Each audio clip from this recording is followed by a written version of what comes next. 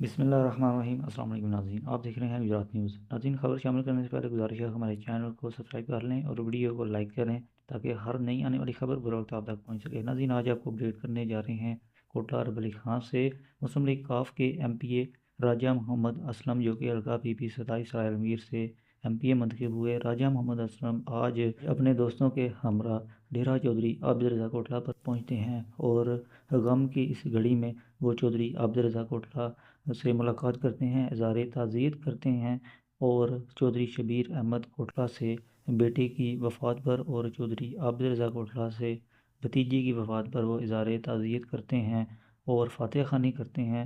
اس موقع پر جو چند تصاویر لی گئیں وہ بھی آپ کے ساتھ شیئر کر رہے ہیں۔